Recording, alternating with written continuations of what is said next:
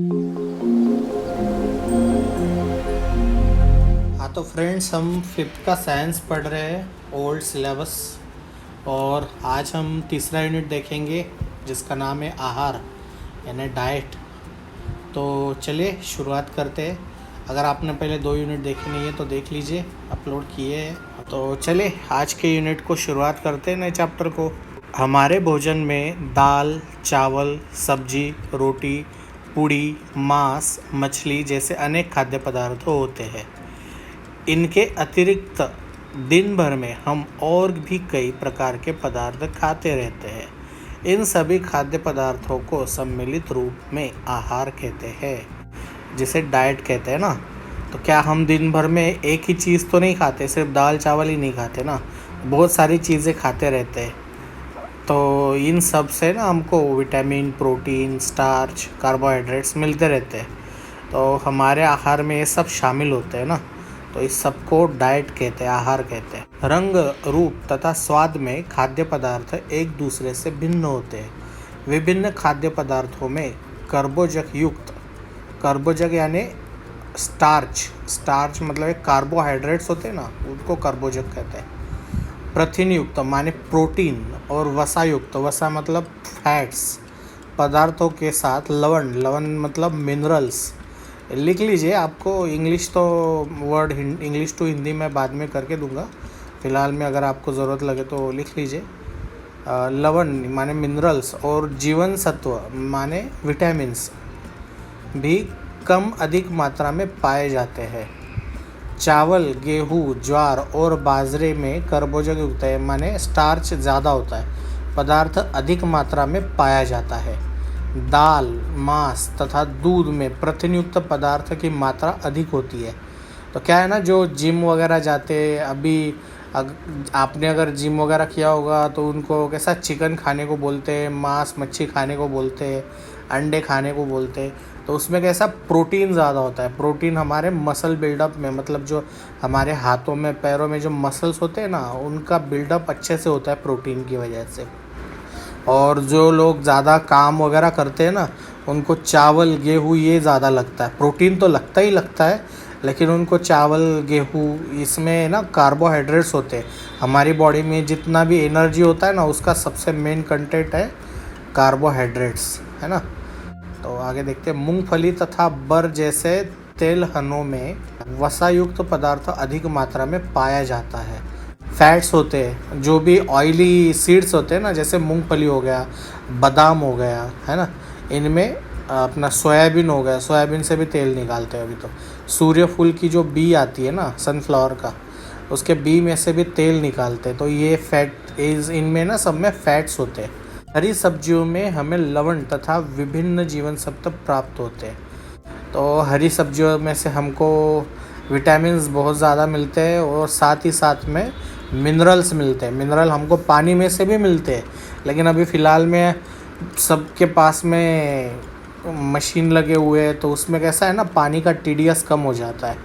तो हमारी बॉडी को चाहिए होता है 150 से 250 तक का टीडीएस वाला पानी, जिसमें मिनरल्स होते हैं, उतना मिल नहीं पाता है ना। तो सब्जियां खाने, हरी सब्जियां खाने से मिनरल्स मिल जाता है। शरीर के उचित पोषण के लिए तथा उसे कार्यक्षम एवं निरोगी बनाने के लिए हमारे आहार में कौन कौन से खाद्य पदार्थ होने चाहिए। तो देखो, इसका जवाब दे दो, फिर भी हम बताते हैं आपको कि क्या क्या चाहिए। एक फ़ोटो डालेंगे इसके साथ में, वो देख लेना कि आहार में कौन से खाद्य पदार्थ होने चाहिए, आपको एक आइडिया आ जाएगा, है ना। जिस आहार में शरीर के लिए आवश्यक भोजन के सभी घटक पर्याप्त मात्रा में तथा व्यक्ति की आवश्यकता के अनुसार उचित अनुपात में पाए जाते हैं, उसे संतुलित आहार कहते हैं, बैलेंस डाइट बोलते हैं जिसको, है ना। तो अपना जो आहार होता है दिन भर में हम खाते हैं, तो उसमें ना सभी चीज़ें चाहिए। सभी चीज़ें माने कौन सी चीज़ें? स्टार्च आ गया, मिनरल्स आ गए, फैट्स आ गया, फाइबर्स आ गए, प्रोटीन्स आ गए, कार्बोहाइड्रेट्स आ गए, विटामिन्स आ गए। अभी इनमें बहुत अलग अलग कैटेगरीज है आगे। फाइबर्स में अलग फाइबर्स आते हैं, कार्बोहाइड्रेट्स थोड़े अलग होते हैं, मिनरल्स में बहुत सारे मिनरल्स है, फैट्स में भी बहुत सारे फैट्स है कि नहीं। HDL आता है, LDL आता है, प्रोटीन्स है आगे, फिर विटामिन्स में तो बहुत है, मैं आपको एक इमेज डालता हूँ। अब हमारे बॉडी में ना सिर्फ 1-2 विटामिन नहीं है, बहुत सारे विटामिन लगते हैं, तो वो विटामिन का मैं आपको इमेज डाल दूँगा। क्या सभी व्यक्ति की भोजन की आवश्यकता एक जैसी होती है? नहीं, एज के हिसाब से बदलती है। ज़्यादा काम करने वाला ज़्यादा खाता है या फिर बैठा हुआ उससे कम खाता है ना। तुम अपने घर में एक साथ खाना खाने बैठते हो, क्या तुम्हारे बड़े भाई तथा तुम्हारे दादा जी के आहार की मात्रा एक जैसी होती है? तो नहीं हो सकती, क्योंकि जो बढ़ती उम्र के लोग हैं उनका डाइट ज़्यादा होता है, बूढ़े लोगों का कम होता है ना। तुम्हारे बड़े भाई आयु में तुमसे बड़े हैं, उनके शरीर की वृद्धि तेज़ी से हो रही है, इसलिए यह स्वाभाविक है कि तुम्हारी अपेक्षा उनके आहार की मात्रा अधिक है। तुम्हारे दादाजी आयु में तुम्हारे बड़े भाई से भी काफ़ी बड़े हैं, परंतु उनका आहार तुम्हारे बड़े भाई के आहार से काफ़ी कम है। बड़ी आयु वाले बूढ़े व्यक्ति प्रायः मेहनत काम नहीं करते, उनके शरीर वृद्धि रुक जाती है, इसलिए उनका आहार सीमित हो जाता है। तो क्या है ना, एक ध्यान में रखो कि जो बढ़ती उम्र वाले बच्चे होते हैं ना, उनको खाना ज़्यादा लगता है, तो उनके खाना इसलिए ज़्यादा नहीं लगता क्योंकि उनका ग्रोथ होता है ना बॉडी का, बढ़ती बॉडी के साथ में उनको सब चीज़ें लगती है, प्रोटीन लगते हैं, विटामिन्स लगते हैं, तब जाके उनका बॉडी जो बोलते हैं ना अपन कि 20-25 साल तक बॉडी का ग्रोथ होता है। तो 10 साल से लेके मतलब 10 से पहले वाले को तो भी लगते हैं, ऐसा नहीं है, वो माल न्यूट्रिशन वगैरह में देखेंगे अपन। और ये जो बूढ़े लोग हो जाते हैं ना, इनको कैसा, इनका बॉडी ग्रोथ हो जाता है, लेकिन इनको है ना दिन भर में जैसे ज़रूरी चीज़ें जो रहती है, विटामिन्स प्रोटीन्स लिमिटेड चाहिए होते हैं, इनको ग्रोथ वाले नहीं चाहिए होते ना। तो इनको बस दिन भर काम करने के हिसाब से जितना उनका खर्च होता है उतना ही चाहिए रहता है, इसलिए उनका खाना कम होता है। तो देखिए, एक नॉर्मल अगर कोई औरत फीमेल अगर काम करने मतलब ऐसे बैठे काम करने वाली हो, ऑफिस जाने वाली हो, बैठ के काम कर रही है या फिर दिन भर घर में बैठ के है, तो उसको है ना 2000 कैलोरीज़ का डाइट लगता है। अब ये कैलोरीज़ वगैरह हमें ना आगे जाके देखेंगे। 2000 कैलोरीज़ का खाना लगता है औरत को, और अगर बैठा हुआ इंसान है, दिन भर बैठ के काम करने वाला इंसान है, तो उसको 2500 कैलोरीज लगता है। अगर एक काम करने वाली औरत है जो मतलब ऐसे अपने वो रास्ते के ऊपर काम करने वाले वर्कर्स होते हैं ना, उनका हेवी वर्क रहता है, अगर वो औरत अगर खाना खाए तो उसको कम से कम 3-3.5 का कैलोरी लगेगा। आदमी अगर खाना खाए तो 4-4.5 का कैलोरी लगता है उसको, 4 से 4.5 कैलोरी का खाना खा जाता है। अगर उनके आप टिफ़िन देखो तो उनके टिफ़िन बहुत बड़े रहते हैं हमेशा। अगर आपने देखा होगा कि वो रोड पे जब काम चालू रहता है, उनके टिफ़िन अगर देखेंगे ना तो बहुत बड़े बड़े टिफ़िन रहते हैं। क्यों? वो सुबह आने के बाद भी खाना खाते, दोपहर को भी खाना खाते, बिकॉज है ना उनको भूख लग जाती है, ऑलरेडी बॉडी डिमांड करती है खाना कि बहुत ज़्यादा एक्सर्शन हो रहा, तुम खाना खाओ, है कि नहीं। चलो अभी आगे देखते हैं। कुछ लोगों को ऐसा लगता है कि बढ़ती आयु वाले लड़कों की तुलना में बढ़ती आयु वाली लड़कियों का आहार कम होता है, परंतु लड़कों तथा लड़कियों के आहार की आवश्यकता एक जैसी ही होती है। तो क्या है ना, कई लोग कैसे सोचते हैं कि भाई ये लड़कियां 2-3 ही चपाती खाती, लड़के 5-6 चपाती खाते, तो लड़कियों का आहार कम होता है। ऐसा नहीं होता है। तो ऐसा कुछ नहीं रहता कि खाना कम लगता है या क्या। जैसे जैसे बॉडी को जिधर जिधर से विटामिन मिलता, प्रोटीन मिलता, बॉडी निकाल लेती है उनके खाने में से, है ना। व्यक्ति के आहार की मात्रा उससे काम के स्वरूप पर निर्भर करती है। जैसे कि मैंने बोला अभी फ़िलहाल, मेहनत का काम करने वाले को बैठे काम करने वाले की अपेक्षा अधिक ऊर्जा की आवश्यकता होती है, इसलिए बैठे काम करने वालों की अपेक्षा मेहनत का काम करने वाले को अधिक भोजन की आवश्यकता होती है। कुछ लोगों को लगता है कि ताज़ा घी, काजू, बादाम जैसे कीमती पदार्थों को खाने से शरीर का उत्तम पोषण होता है। तो अभी क्या है ना, ये लाइन में मैं आपको एक बात बताना चाहूँगा कि घी, काजू, बादाम, इनसे बॉडी मतलब है ना, बॉडी को अच्छा खासा प्रोटीन, फैट्स वगैरह मिलता है। बादाम से भी मिलता है। बादाम, ये जो कुश्ती वाले लोग रहते हैं ना, वो मतलब एक टाइम पे 100 150 बादाम खा जाते हैं। तो ऐसा नहीं है कि नहीं मिलता, अगर सिर्फ यही खाओ तो नहीं मिलेगा। मतलब ये लाइन में थोड़ा सा मतलब सुधारना करने की ज़रूरत है कि अगर सिर्फ यही खाओ कि घी खाओ, काजू खाओ, बादाम खाओ, तो सिर्फ यही खाते रह जाएंगे ना, तो इसमें बॉडी नहीं बढ़ेगा। हाँ, अगर जो अपन खा रहे हैं मतलब जो आहार अपन ले रहे हैं, संतुलित आहार जो बैलेंस डाइट बोला, उसके साथ साथ अगर घी भी खाओ, काजू भी खाओ, बादाम खाओ, तो इसमें से ना ज़्यादा पोषण मिलता है बॉडी को, है कि नहीं? लेकिन सिर्फ यही खाने पे नहीं मिलेगा। परंतु केवल पौष्टिक आहार खाने से शरीर की सभी आवश्यकताओं की पूर्ति नहीं होती। हाँ, देखो ये इसने भी कहा है कि सिर्फ पौष्टिक आहार खाने से नहीं होती। इसकी अपेक्षा विभिन्न प्रकार के फल, हरी सब्जियाँ, मूंगफली, चना दाल, घुघरी जैसे पदार्थों से भी हमारे शरीर को भोजन के आवश्यक घटक मिलते हैं और शरीर की आवश्यकता में पूर्ति होती है। शरीर की अच्छी वृद्धि होती है। इन पदार्थों को आहार में शामिल करने से शरीर का पोषण होने में मदद मिलती है। अभी क्या है ना, कई सारे लोग हैं ना नॉनवेज खाते हैं, चिकन मटन वगैरह, बोलते हैं कि प्रोटीन ज़्यादा होता है। लेकिन अगर हमारे वेज में देखो कि दाल वगैरह जो होती है, मूंग की दाल हो गई, स्प्राउट्स हो गए, उनमें इतने विटामिन्स होते हैं ना जितने चिकन में नहीं होंगे, जितने प्रोटीन्स होते हैं ना उतने चिकन में नहीं होंगे, है कि नहीं? क्या चाय, भुने हुए चने, चॉकलेट का आहार में समावेश होता है? तो देखो यार, अगर ये आप मतलब सप्लीमेंट्री खाते हैं तो आहार में समावेश होगा। सिर्फ यही खाएंगे तो ये आहार नहीं होगा, है ना? सप्लीमेंट्री मतलब कैसा, अगर आप चाय ले रहे, चाय में मतलब दूध ले रहे, दूध में कैल्शियम होता है। चनों में क्या है ना, बहुत ज़्यादा मात्रा में प्रोटीन्स होता है, कार्ब्स होते हैं, तो उसको है ना बॉडी मतलब वो अच्छे खासा जो एनर्जी है ना, जो घोड़े होते हैं, घोड़े को चने खिलाते हैं, उनका एनर्जी एक्सर्शन बहुत ज़्यादा होता है। चॉकलेट, अभी चॉकलेट जो अपने तरफ आती है शक्कर वाली, उसको तो मैं रिकमेंड नहीं करूँगा। जो कोको वाली ओरिजिनल चॉकलेट आती है ना, कोको बटर वाली, हार्ट के लिए अच्छा होता है। तो इसका आहार में समावेश हो सकता है अगर ये सप्लीमेंट्री खाए जाए तो। बैठकर काम करने वाले पुरुषों की अपेक्षा मेहनत का काम करने वाली स्त्रियों को अधिक आहार की आवश्यकता क्यों होती है? तो भाई क्या है ना, जो बैठ के काम करने वाले लोग होते हैं उनका बॉडी का एक्सर्शन ज़्यादा नहीं होता, उनको एनर्जी ज़्यादा नहीं लगती। और जो काम करने वाली औरतें होती है, हेवी वेट उठाना, अगर आप देखेंगे ना काम करने वाली औरतें, कई साइड पे कंस्ट्रक्शन चल रहा होगा, वहाँ पे देखेंगे तो उनका कैसा, आप भी नहीं उठा पाएंगे इतना हेवी वेट वो उठाते हैं। तो उनका बॉडी एक्सर्शन जितना ज़्यादा होगा उतना ज़्यादा डाइट लगेगा, है कि नहीं? अभी अगला टॉपिक है कुपोषण यानी माल न्यूट्रिशन।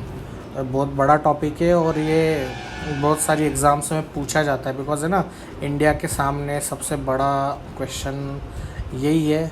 अभी रिसेंटली के भी मेरे पास कुछ मैंने मतलब ऐसे नंबर्स निकाले हुए हैं कि अभी 2019 में कम से कम 5 साल के अंदर के 9 लाख बच्चे ये कुपोषण की वजह से इंडिया में मर गए। कभी कभी हम ऐसे बच्चा दिखाई देते हैं जो शरीर से कमज़ोर और दुबला पतला होता है। इस बच्चे का पेट आगे की ओर निकला होता है, इसके चेहरे पर चमक नहीं होती। ऐसे बच्चों के आहार में कर्बोजक मतलब कार्ब्स, जो कार्बोहाइड्रेट्स बोले ना, तथा प्रथिन मतलब प्रोटीन पदार्थों की कमी होती है, इसलिए इनके शरीर की उचित वृद्धि नहीं हो पाती। ऐसे बच्चों को रोगों का सामना नहीं कर सकते हैं। तो ये माल न्यूट्रिशन की वजह से हमारे जो है ना शालेय पोषण आहार जो चलता है, दोपहर का खाना जो स्कूल में दिया जाता है ना, तो इसी के कारण हमारे स्कूलों में खाना बांटा जाता है बच्चों को, बिकॉज़ उनका सही तरह से मतलब संतुलित आहार मिलना चाहिए उनको। कि पहले चावल, ऐसे कच्चे चावल बांटे जाते थे, फिर बाद में खिचड़ी वगैरह देने लग गए स्कूलों में। अभी बहुत सारे अलग अलग वैरायटी का खाना देते हैं।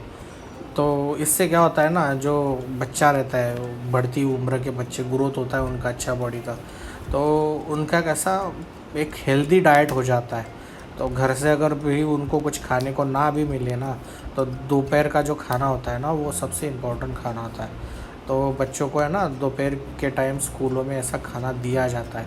मतलब ये जो कुपोषण माल न्यूट्रिशन है ना, इसको कम करने के लिए गवर्नमेंट ऐसा काम कर रही है। अपूर्ण तथा असंतुलित आहार के कारण इनका उचित पोषण नहीं हो पाता, इसे ही कुपोषण कहते हैं।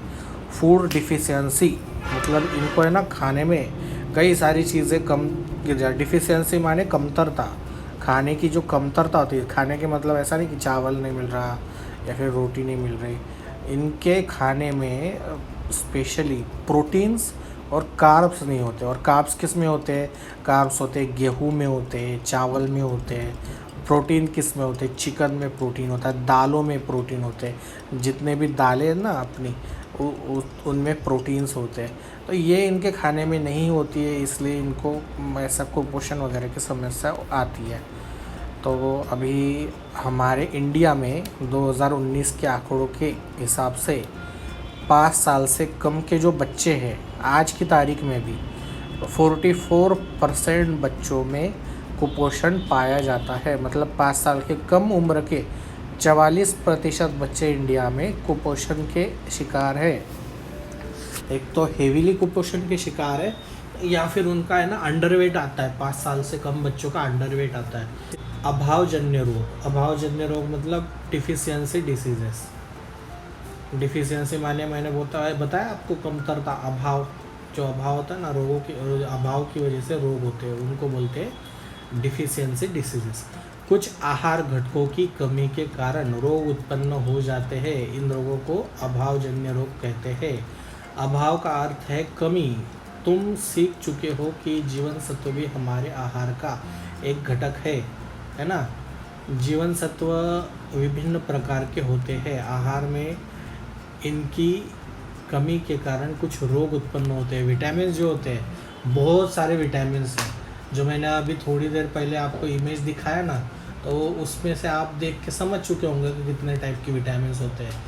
अभी कौन सा विटामिन क्या काम करता है आपको आगे जाके मैं जब वीडियो बनाऊंगा उसमें डिटेल से विटामिन के ऊपर एक पूरा वीडियो बनाऊंगा कि कौन सा विटामिन की वजह से क्या डिफिशियंसी होती है और क्या डिसीजेस होते हैं, है ना। कुछ लोगों को दिन में तो स्पष्ट दिखाई देता है, किंतु धुंधले प्रकाश में मतलब कम प्रकाश में उन्हें आसपास की वस्तुएं भी स्पष्ट दिखाई नहीं देती है ना। नाइट ब्लाइंडनेस बोलते हैं इसको, रातांध कहते हैं, रातौंध कहते हैं इसको। मराठी में रात अंधेपना बोलते हैं इसको, हिंदी में रातौंध बोलते हैं। ये जीवन सत्व मतलब जो विटामिन ए, जीवन सत्व ए की कमी की वजह से होता है ना। हमारे देश में रातौंध बालकों की संख्या बहुत बड़ी है।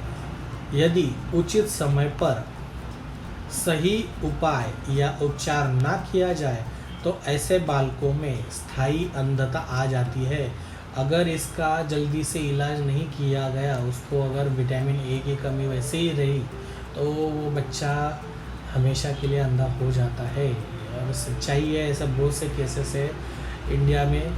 और माल न्यूट्रिशन का ही एक टाइप है ये भी। रातौंध रोग के उपचार के रूप में डॉक्टरों द्वारा गाजर, पपीता, हरी सब्जियां तथा दूध जैसे खाद्य पदार्थों को खाने की सलाह दी जाती है।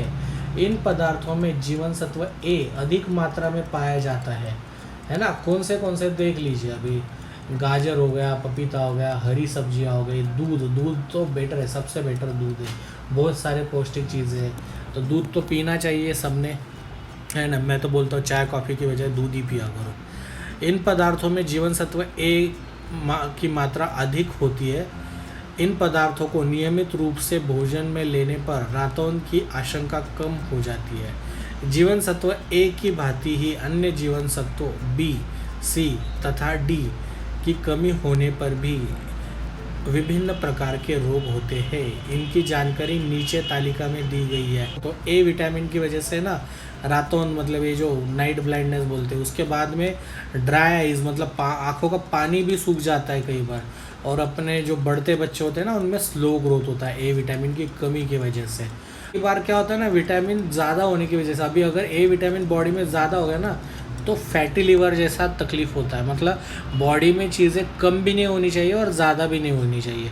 बॉडी में शुगर ज़्यादा हो गया तो फिर डायबिटीज़ होता है। क्या करना चाहिए अगर अपने को ए विटामिन की कमी है? तो आहार में पत्ती वाली हरी सब्जियां खानी चाहिए, गाजर, पपीता और दूध का समावेश करना चाहिए ना। बी विटामिन, अभी ये बी विटामिन है ना, बहुत डाइवर्स विटामिन है। इसमें B1, B2, B3 ऐसे B12 तक बहुत सारे विटामिन है ना। तो देखते अभी इसमें क्या होता है। बी विटामिन की कमी की वजह से जीभ लाल होना, त्वचा का खुरदरापन, एनीमिया, रेड ब्लड सेल्स होते हैं, लाल जो रक्त पेशी होती है, एनीमिया में क्या होता है वो वीक हो जाती है। अगर अपनी रेड ब्लड सेल्स वीक हो जाए तो क्या होगा, वो ऑक्सीजन कंटेंट नहीं कर पाएगी, वो ग्लूकोज कंटेंट नहीं कर पाएगी अच्छा। तो मतलब वो है ना आगे जाके हर एक अपने बॉडी में जहाँ जहाँ सेल्स है ना जिनको ऑक्सीजन चाहिए वो तो दे नहीं पाएगी ना। ये औरतों में ज़्यादातर देखने को मिलता है, इंडियन औरतों में एनीमिया बहुत ज़्यादा देखने को मिलता है। अच्छी खासी घर वाली औरतों में भी जिनका खाना पीना अच्छा है उनमें भी एनीमिया दिखता है। आहार में दालों मतलब अपनी जो दाल आती, मूंग दाल हो गई, तूर दाल हो गई, ये दाल बहुत सारी दाल है, वो दाल, पत्ती वाली हरी सब्जी आता था, दूध का समावेश, दूध तो सब में ही आता है, दूध तो बेस्ट है, इनका अगर समावेश कर लेंगे तो बी विटामिन की डिफिशियंसी नहीं होगी। बाद में सी विटामिन, सी विटामिन की एक बात बोले आपको कि सी विटामिन जो होता है ना वो ना तो बॉडी बना पाती है ना अपने को है ना मतलब बॉडी रख भी पाती है बॉडी में। इस वजह से हमको सी विटामिन डेली लेना चाहिए। अगर रोज़ नींबू पानी पी रहे हैं तो सी विटामिन की कमी आपको बिल्कुल नहीं महसूस होगी, है ना। और सी विटामिन अभी तो कोरोना का टाइम चल रहा है तो अभी तो सी विटामिन सबसे अच्छा बेस्ट है, आपकी इम्यूनिटी पावर सबसे ज़्यादा बढ़ाता है सी विटामिन। तो देखिए इसकी कमी की वजह से आपको क्या हो सकता है, मसूड़े से खून निकलना, ड्राई स्किन हो सकता है, अपनी जो स्किन है ना वो ड्राई हो जाती है, उसको डिहाइड्रेशन बोलते हैं, डिहाइड्रेशन हो जाता है उसकी वजह से। उसके बाद में ना जॉइंट पेन होता है, अपने घुटने होते हैं, कोहनी होती है ना, यहाँ पे ना दर्द महसूस होने लगता है सी विटामिन की कमी की वजह से। आहार में आंवला, आंवले में सी विटामिन होता है, नींबू, संतरे तथा अंकुर निकलने वाले अनाजों का समावेश करें। ये जो खट्टे लगने वाले जितने भी है ना उनमें सी विटामिन होता है, साइट्रिक एसिड होता है उनमें, है ना। तो ये सी विटामिन होता है साइट्रिक एसिड में। डी विटामिन, डी विटामिन अपने को कहाँ से मिलता है सबको पता होना चाहिए, सुबह की धूप में से डी विटामिन मिलता है, खास तौर पे पीठ पे पड़ने वाली धूप से। अगर बैक साइड पे जो धूप पड़ती है ना अपने पीठ पे सुबह की, एकदम फ्रेश सुबह सुबह उठने के बाद में जो धूप गिरती है पीठ पे, उससे अपनी बॉडी डी विटामिन बनाती है, मतलब ऐसे एनर्जाइज होती है डी विटामिन बनाने के लिए। तो इसकी कमी की वजह से क्या हो सकता है, पैर की हड्डियाँ टेढ़ी होना, बोन्स, है ना, पीठ में टेढ़ापन आना, उसके बाद में भी ये बहुत खतरनाक आजार है, पार्किंसंस हो सकता है। पार्किंसंस मतलब है ना अपने नर्व सिस्टम, जो हमारा ब्रेन है ना पूरी बॉडी को कंट्रोल करता है, उसका नर्व सिस्टम डिस्टर्ब हो जाता है, तो हमारे हाथ पैर धीरे धीरे स्लो हो जाते, काम करते नहीं है, इंसान धीरे धीरे कोमा की तरफ चला जाता है। तो ये पार्किंसंस जैसा होता है। अल्जाइमर होता है, भूलने लग जाता है इंसान। अल्जाइमर में क्या होता है, धीरे धीरे वो गजनी देखा होगा कई लोगों ने, उसमें जैसा वो भूलता है ना, ऐसा अल्जाइमर में ना भूलते जाता है धीरे धीरे, छोटी छोटी बात याद नहीं रख पाता है। तो ये डी विटामिन की वजह से होता है। तो क्या करना चाहिए डी विटामिन के लिए, सुबह की हल्की धूप में बैठना चाहिए। आहार में शार्क लिवर ऑयल तथा कॉड लिवर ऑयल का समावेश करें। तो देखिए शार्क लिवर ऑयल और कॉड लिवर ऑयल क्या है बता दूं आपको। ये जो शार्क होती है और कॉड लिवर ऑयल मतलब बड़ी व्हेल मछलियाँ होती है ना, तो उनको ये ना पकड़ते हैं, उनके बाद में उनके लीवर का जो ऑयल निकालते हैं, तो उससे बनता है ये शार्क लिवर ऑयल और कॉड लिवर ऑयल। तो 7 सीज़ कंपनी का सबसे बेस्ट आता है, उसमें ये ऑयल में ना ओमेगा 3 कंटेंट होता है। वो एक आगे जाके देखेंगे हम कि वो क्या होता है। तो वो ओमेगा 3 कंटेंट बॉडी के लिए सबसे बेस्ट होता है।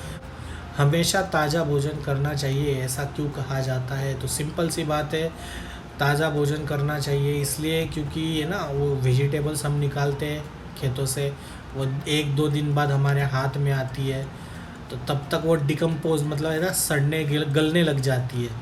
तो जितने जल्दी हो सके ताज़ा सब्जियां खानी चाहिए।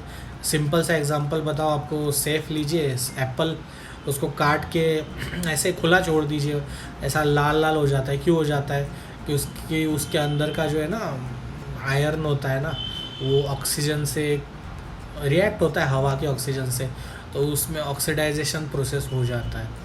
तो उनको जितना जल्दी हो सके उतना जल्दी खा लेना चाहिए। ताज़ा खाने की वजह से ना उसमें के विटामिन प्रोटीन जितने भी होते हैं वो जल्दी मिल जाते हैं अपने को। नहीं तो क्या होता है, डिकम्पोज होने के बाद में ना वो विटामिन भी निकल जाते हैं उसमें से, प्रोटीन भी निकल जाते हैं, फिर वो जस्ट एक रॉ मटेरियल पेट में जाएगा निकलेगा, बस ऐसे ही काम का होता है। ऐसा खाना खा के क्या फ़ायदा फिर, है ना। तो ताज़ा खा लेना चाहिए। चावल पकाते समय क्या उसमें से पानी निकाल कर बाहर फेंकना चाहिए? अरे भाई, चावल हो या कोई भी सब्जी हो उसमें पका पानी कभी नहीं फेंकना चाहिए, बिकॉज है ना कई सारी सब्जियां, गाजर हो गया, मूली हो गया, काटने के बाद में अगर धो ना तो भी उसमें के विटामिन निकल जाते हैं। तो है ना, पहले तो धो लो अच्छे से, धोने के बाद में पकाओ तो उसका पानी बिल्कुल नहीं फेंकना चाहिए, है ना। तो पानी चावल का हो या सब्जी का हो बिल्कुल फेंकना नहीं चाहिए। उबालने के बाद में फेंक देंगे तो उसमें के सारा जो प्रोटीन होगा, विटामिन होगा, जो कुछ भी होगा उसमें, न्यूट्रिशनल जो कुछ भी कंटेंट होगा सब निकल जाएगा उसमें से। भारतीय आहार, इंडियन डाइट, हमारे देश में विभिन्न भागों में अलग अलग प्रकार के खाद्य पदार्थ खाए जाते हैं। दक्षिण भारत में लोगों को इडली, डोसा जैसे खाद्य पदार्थ अधिक पसंद है। महाराष्ट्र में झुनका भाकर तथा दाल चावल अधिक प्रचलित है। उत्तर भारत में आलू पराठा, छोले भटूरे जैसे खाद्य पदार्थ लोगों को बहुत पसंद है। अभी ये बात तो सबको पता ही होगी। चलो मेरा एक क्वेश्चन है आप सभी से, मेरे को कमेंट ज़रूर करना अगर आपको पता होगा तो, कि ये जो अपना जियोग्राफिकल कंडीशंस होती है, मतलब भौगोलिक परिस्थिति, ये भी अपने खाने के ऊपर असर डालती है कि नहीं। ये आपके लिए क्वेश्चन है, मेरे को कमेंट करके ज़रूर बताना, है ना।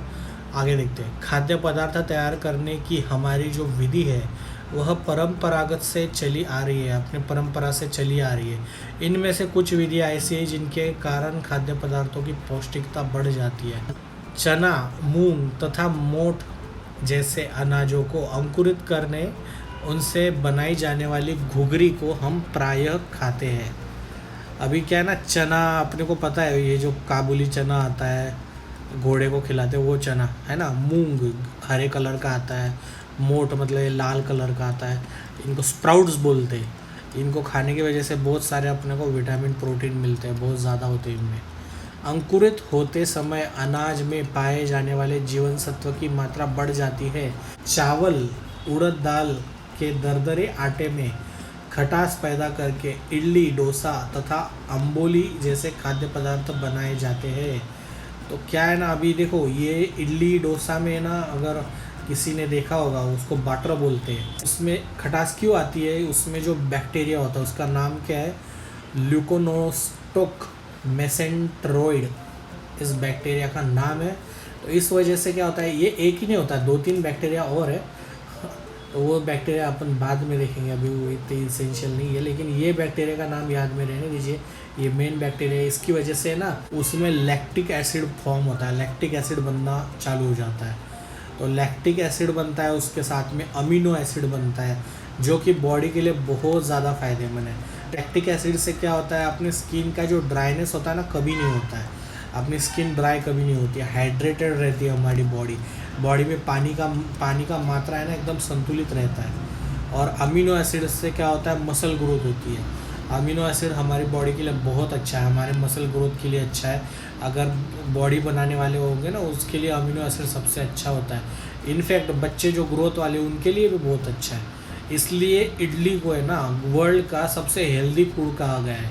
खटास पैदा होने से खाद्य पदार्थों में जीवन सत्वों की वृद्धि होती है, इससे उनकी पौष्टिकता बढ़ जाती है। इसके साथ यह भी सत्य है कि खाद्य पदार्थों को अधिक देर तक पकाते रहने तथा पकाए गए पदार्थ का पानी निकाल देने से उनकी पौष्टिकता कम हो जाती है। पकाए गए पदार्थों में से पानी निकालने पर इस पानी में घुले हुए उपयोगी घटक भी पानी के साथ निकल जाते हैं। खाद्य पदार्थों को अधिक समय तक पकाने से उनमें पाए जाने वाले कुछ जीवन सत्व नष्ट हो जाते हैं। तो देखो ये दोस्तों, अभी है ना विटामिन बी और विटामिन सी, ये दोनों विटामिन है ना पानी में घुलने वाले विटामिन है। तो ये दोनों विटामिन अगर कोई सब्जी वगैरह आपने ज़्यादा उबाल दी तो उसकी भाप के साथ साथ ये विटामिन भी निकल जाएंगे, क्योंकि ये पानी में घुलने वाले मतलब ऐसा नमक पानी में डाला वो घुल जाता है। वैसे बी विटामिन हो गया, सी विटामिन हो गया, पानी में घुल जाते हैं। कोई सब्ज़ी ज़्यादा पका दिया ना आपने, तो ये विटामिन उसमें से भाप बन के उड़ जाएंगे। अगर कोई उबाली हुई सब्जी उसका पानी फेंक दिया तो ये विटामिन उसके साथ साथ निकल जाएंगे, है कि नहीं। तो ये विटामिन आपको ना निकले, इसलिए क्या करना चाहिए कि आपके जो खाना है ना उसको ज़्यादा पकाना नहीं चाहिए। ज़्यादा पका हुआ खाना है ना, मतलब वो सब विटामिन ख़त्म कर देता है उसमें का सब। मतलब ये बेसिकली ये 2 विटामिन तो ख़त्म ही हो जाते हैं। आहार सलाहकार, मतलब ये जो डाइटिशियन होता है, ये डाइटिशियन का बहुत आगे जाके रोल है। ये जो डायबिटीज़ वाले और हाई बीपी वाले पेशेंट्स होते हैं। उसके बाद में वेट लॉस वालों को भी डाइटिशियन की ज़रूरत पड़ती है। देखते हैं अभी क्या करते हैं डाइटिशियन। हम अपनी आयु तथा कार्य के स्वरूप के अनुसार आहार ग्रहण करते हैं। आहार का संबंध स्वास्थ्य से होता है। उचित आहार न लेने से बीमारी होती है। बीमारी में कैसा आहार लेना चाहिए, इस विषय में डॉक्टर मार्गदर्शन करते हैं। अधिक मोटापा जैसी अथवा कुपोषण के कारण होने वाली कुछ परेशानियां आहार से संबंधित होती है। कुछ विशिष्ट बीमारियों में कौन सा आहार लेना चाहिए, इसकी सलाह देने के लिए स्वतंत्र आहार विशेषज्ञ होते हैं और तज्ञ डॉक्टर होते हैं। इनके द्वारा आहार के विषय में दी गई सलाह को आहार विषयक समुपदेशन कहते हैं। अभी विशिष्ट बीमारियाँ छोड़ो, अगर किसी को कटा लगा है, एक्सीडेंट हुआ है, उसका पैर को थोड़ा सा कट गया है, या उसको ज़ख्म हो गया बड़ा, तो उसको टमाटर हो गया, बैंगन हो गया, गवार की फली हो गई, ये सब खाने से रोका जाता है। क्योंकि क्या है ना, जो ज़ख्म होता है वो भर नहीं पाता उनकी वजह से। अभी हमने आज क्या सीखा तो देखते हैं, रिवाइज कर लेते एक बार। दिन भर में खाने जाने वाले विभिन्न खाद्य पदार्थों को सम्मिलित रूप में आहार कहते हैं। जिस आहार में शरीर के लिए आवश्यक भोजन के सभी घटक पर्याप्त मात्रा में तथा व्यक्ति की आवश्यकता के अनुसार उचित अनुपात में पाए जाते हैं, उसे संतुलित आहार कहते हैं। बैलेंस डाइट हमने बताया है ना आपको। व्यक्ति का आहार उसकी आयु और प्रतिदिन उसके द्वारा किए जाने वाले कार्य के रूप पर निर्भर होता है। कम काम करने वाला कम खाएगा, ज़्यादा काम करने वाला ज़्यादा खाएगा, है ना। बढ़ते हुए आयु के लड़के तथा बढ़ती हुई आयु की लड़कियों के आहार की आवश्यकता एक जैसी होती है। हाँ, बॉडी पे डिपेंड करता है। अगर 70 किलो का आदमी हुआ तो कम ज़्यादा खाएगा, और 40 किलो का आदमी हुआ तो कम खाएगा। तो बॉडी के वेट के ऊपर भी डिपेंड करता है। अपूर्ण तथा असंतुलित आहार से कुपोषण होता है। तो सही बात है, अब माल न्यूट्रिशन देखा हमने, है ना। जीवन सत्वों की कमी होने पर रातौन जैसे रोग होते हैं। रातौन की अब बहुत सारी बीमारियाँ होती है। अभी स्वाध्याय की ज़रूरत होगी तो देख लीजिए आप स्वाध्याय ना, आप इसमें से पढ़ के सॉल्व किया कीजिए। बिकॉज है ना, आपने अभी तक जो भी पढ़ा होगा ना, आपको फटाफट समझ में आ जाएगा कि आपको समझा है कि नहीं है कि नहीं। अभी ये दूसरा पेज है स्वाध्याय का। इसके आखिर में ना, ये अभी पॉज करके आप देख लीजिएगा, ये उपक्रम दिया गया है, ये आप ज़रूर कीजिएगा। मतलब है ना, ये फ़ायदेमंद है। आप छोटे हो बड़े हो, इसको है ना, मतलब अपने दिन गिन लीजिए कि आप रोज़ क्या खाते हैं क्या नहीं खाते। इसमें से टिक मार्क भी कर लेंगे तो भी आपको पता चल जाएगा कि आप संतुलित आहार ले रहे कि नहीं ले रहे। ये आप ज़रूर करिए, ये लास्ट वाला। तो यहाँ पे हम तीसरा चैप्टर अभी ख़त्म करते हैं। अभी देखेंगे बाद में अगला वाला चैप्टर। ओके दोस्तों।